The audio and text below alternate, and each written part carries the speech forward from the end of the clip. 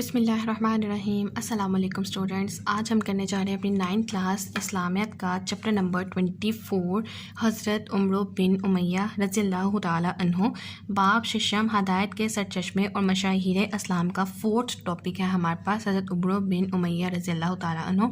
اور اس سے پہلے ہم لوگوں نے 3 صحابیوں کو ذکر کیا ہے اور انہیں پڑھا ہے، ان کے لیکچرز بھی ہمارے پاس جو ہے وہ ہیں لیے ہم لوگوں نے، اور وہ کون کون سے تھے؟ حضرت امام زین العابدین، حضرت ابو موسیٰ اشعری اور حضرت عبداللہ بن عمرو بن العاص، اور آج جو ہم پڑھنے جا رہے ہیں وہ حضرت عمرو بن امیہ ہیں۔ اور یہ ہمارے پاس پیج نمبر 80 4th پارٹ ہے ہمارے پاس، باب ششم ہدایت کے سرچشمے اور مشاہیر اسلام، حضرت عمرو بن امیہ رضی اللہ تعالیٰ عنہ۔ تو آج اپنا اس لیکچر کو سٹارٹ کرتے ہیں اور اس کو پڑھتے ہیں اپنے اسی طریقہ کار کے مطابق۔ سب سے پہلے ریڈ آؤٹ کریں گے، اس کے بعد ہم لوگ کچھ امپورٹنٹ چیزیں دیکھیں گے جو ہمارے پاس شارٹ اور MCQs کے لیے امپورٹنٹ ہوں گی، انہیں مارک کریں گے، اور لاسٹ میں موو کریں گے ایکسرسائز کی طرف، جس میں ہمارے پاس Day 1 سے 3 چیزیں آ رہی تھیں، MCQ شارٹ آنسرز اور لانگ آنسر، اور Day 1 سے ہم لوگ نمبر دیتے آ رہے ہیں اپنے چیپٹرس کو، اور یہ ہمارے پاس ہے chapter number 24۔ So let start our today's lecture. آپ رضی اللہ تعالیٰ عنہ کا نام عمرو، کنیت بنو امیہ تھی۔ تو یہ فرسٹ لائن ہی ہمارے پاس MCQ آ جاتی ہے۔ آپ رضی اللہ تعالیٰ عنہ کے والد کا نام امیہ بن خویلد تھا۔ تو یہ بھی ہمارے پاس MCQ آ سکتا ہے، شارٹ آ سکتا ہے کہ ان کے والد کا نام کیا تھا، امیہ بن خویلد۔ حضرت عمرو بن امیہ رضی اللہ تعالیٰ عنہ آغاز اسلام میں مسلمانوں کے مخالف تھے۔ آپ رضی اللہ تعالیٰ عنہ نے غزوہ بدر اور غزوہ احد میں مشرکین مکہ کی طرف سے شرکت کی اور بہادری کے جوہر دکھائے۔ تو یہ آپ سے پوچھا جا سکتا ہے کہ آپ رضی اللہ تعالیٰ عنہ نے کن غزوات میں مشرکین مکہ کی طرف سے شرکت کی؟ تو وہ غزوہ بدر اور غزوہ احد ہے۔ حضرت عمرو بن امیہ غزوہ احد کے بعد نبی کریم صلی اللہ علیہ وسلم کی خدمت میں حاضر ہو کر مشرف بے اسلام ہوئے۔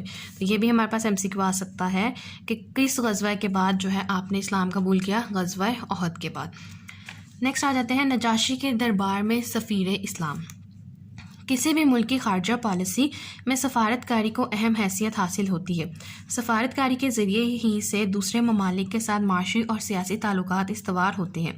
6 ہجری میں نبی کریم صلی اللہ علیہ وسلم نے حضرت عمرو بن امیہ رضی اللہ تعالیٰ عنہ کو شاہ حبشہ نجاشی کے پاس اسلام کی دعوت کا خط دے کر بھیجا۔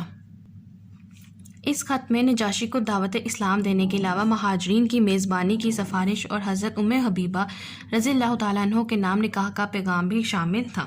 نجاشی نے نبی کریم صلی اللہ علیہ وسلم کی دعوت پر لبیک کہتے ہوئے حضرت جعفر بن ابی طالب رضی اللہ تعالیٰ عنہ کے ہاتھ پر اسلام قبول کیا۔ تو یہ پیراگراف امپورٹنٹ ہے، اور اس میں اگر ہم دیکھا جائے تو یہ والی لائن ہمارے پاس امپورٹنٹ ہے۔ 6 ہجری میں نبی کریم صلی اللہ علیہ وسلم نے حضرت عمرو بن امیہ کو شاہ حبشہ نجاشی کے پاس اسلام کی دعوت کا خط دے کر بھیجا۔ 2 چیزیں اس میں سے بن سکتی ہیں کہ آپ صلی اللہ علیہ وسلم نے کس کے پاس بھیجا تھا؟ شاہ حبشہ نجاشی۔ کس ہجری میں بھیجا تھا؟ 6 ہجری کو۔ اس خط میں نجاشی کو دعوت اسلام دینے کے علاوہ مہاجرین کی میزبانی اور سفارش، اور اس میں خط میں یعنی کہ کیا ایکسپلین کیا گیا تھا، کس چیز کی دعوت بھیجی گئی تھی؟ اس میں مہاجرین کی میزبانی کی سفارش کی گئی تھی، اور حضرت حبیبہ کے نام جو ہے وہ نکاح کا پیغام بھجوایا گیا تھا۔ تو اس خط کے جو 2 مین اہم متن ہیں وہ یہ تھے کہ نجاشی کو دعوت اسلام کی دعوت کے علاوہ دینے کے علاوہ مہاجرین کی میزبانی کی سفارش اور حضرت حبیبہ کے نام نکاح کا پیغام۔ نیکسٹ آ جاتا ہے ہمارے پاس سیریا میں شرکت۔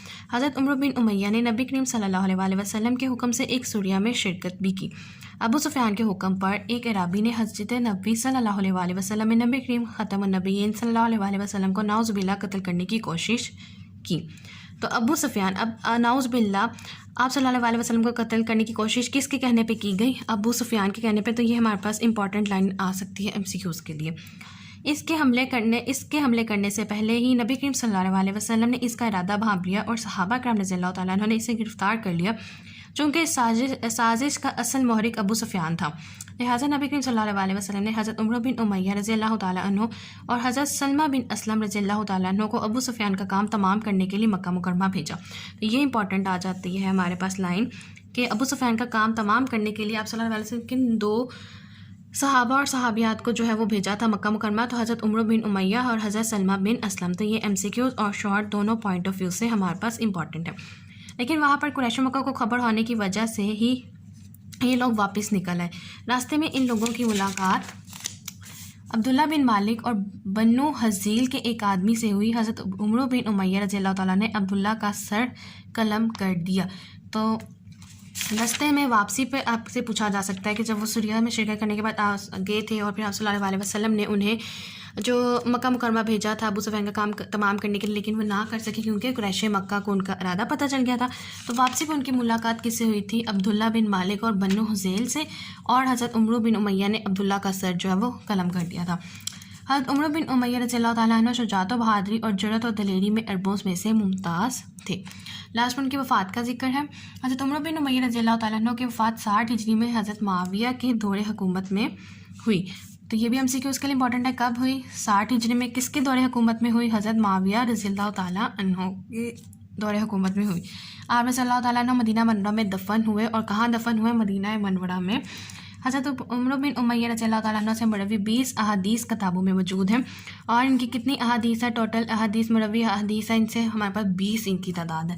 صحابہ کرام کی زندگیاں ہمارے لیے مشرِ راہ ہے، ہمیں چاہیے کہ ان کے نقش قدم پر چلتے ہوئے اللہ تعالیٰ اور اس کے رسول صلی اللہ علیہ وسلم کی اطاعت میں اپنی زندگی گزاریں تاکہ ہم دنیا اور آخرت میں کامیاب ہو سکیں۔ تو یہ تھا ہمارے پاس بالکل ایک چھوٹا سا چیپٹر نمبر 24، اور امپورٹنٹ بھی ہے اور بہت ایزی سا لکھا گیا، بہت شارٹ چیزیں ایکسپلین کی گئی اور بہت ایزی سمسیکوینس اس میں ہمارے پاس بنتے ہیں۔ اور نیکسٹ آ جاتے ہیں ہمارے پاس ان کی ایکسرسائز، اور ایکسرسائز میں سب سے پہلے ہمارے پاس سارے درست جواب کا انتخاب، اور پہلا سوال ہے حضرت عمرو بن امیہ کی کنیت ہے ابو امیہ۔ حضرت عمرو بن امیہ رضی اللہ تعالیٰ عنہ نے اسلام قبول کیا غزوہ احد کے بعد۔ نبی پاک صلی اللہ علیہ وسلم نے شاہ حبشہ نجاشی کے دربار میں سفیر بنا کر بھیجا حضرت عمرو بن امیہ رضی اللہ تعالیٰ عنہ کو۔ 4th MCQ آ جاتا ہے ہمارے پاس، حضرت عمرو بن امیہ سے مروی احادیث کی تعداد ہے 20۔ 5th MCQ آ جاتا ہے ہمارے پاس، حضرت عمرو بن امیہ کی تاریخ وفات ہے 60 ہجری۔ نیکسٹ آ جاتے ہیں ہمارے پاس مختصر جوابات، اور پہلا سوال ہے حضرت عمرو بن امیہ رضی اللہ تعالیٰ عنہ کو تعارف بیان کریں، اور اس کا آنسر جو ہے وہ لکھا گیا ہمارے پاس پیج نمبر 80 پہ۔ فرسٹ پیراگراف کے تعارف میں آپ لکھیں گے کہ آپ کا نام عمرو، کنیت بن امیہ تھی، والد کا نام امیہ بن خولید تھا۔ حضرت عمرو بن امیہ آغاز میں اسلام میں مسلمانوں کے مخالف تھے، اور غزوہ بدر اور احد میں انہوں نے مشرکین مکہ کی طرف سے شرکت کی، اور غزوہ احد کے بعد آپ صلی اللہ علیہ وسلم کے پاس آ کر انہوں نے اسلام قبول کیا۔ تو یہ چھوٹا سا ہم نے بالکل تعارف لکھ دینا ہے۔ سیکنڈ شارٹ آ جاتے ہیں، سیکنڈ میں کہتے ہیں کہ حضرت عمرو بن امیہ کے قبول اسلام کے بارے میں تحریر کریں، یعنی کہ کب انہوں نے قبول اسلام کیا۔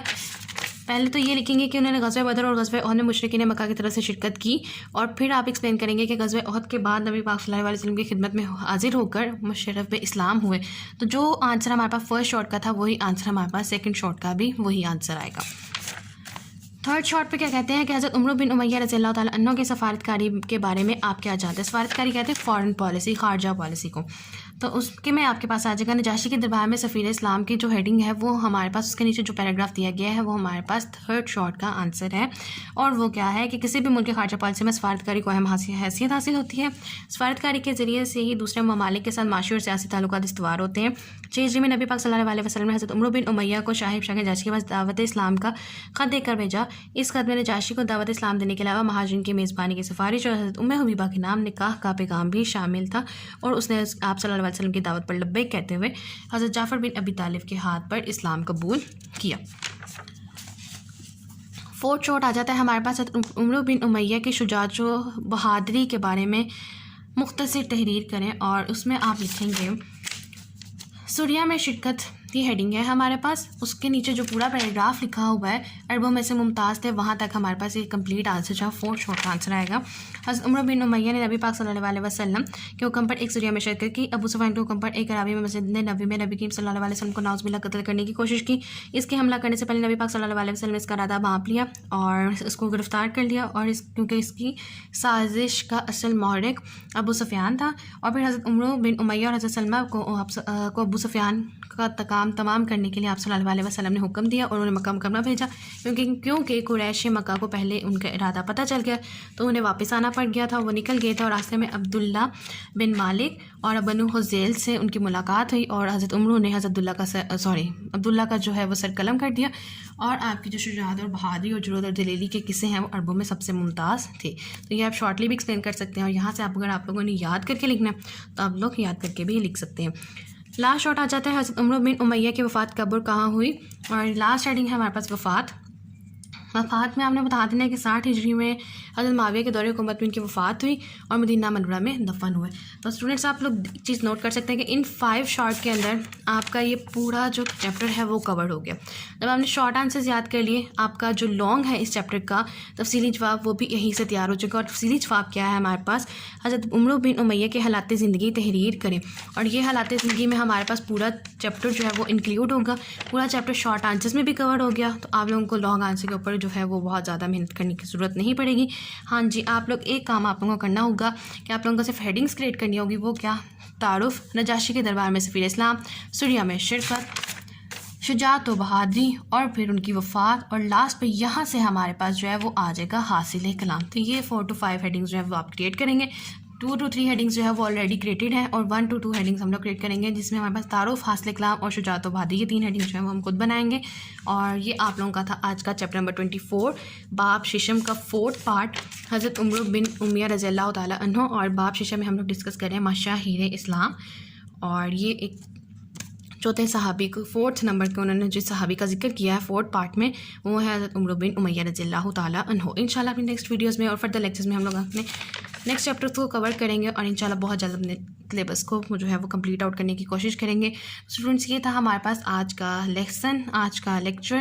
اور مجھے امید ہے کہ آپ سب کو سمجھ آئی ہوگی. ان کیس اگر کوئی کوئری ہے، کوئی کوسچن ہے یا کوئی پرابلم جو آپ لوگوں کی ابھی تک اسٹل کلیئر نہیں ہوئی تو آپ لوگ مجھ سے پوچھ سکتے ہیں.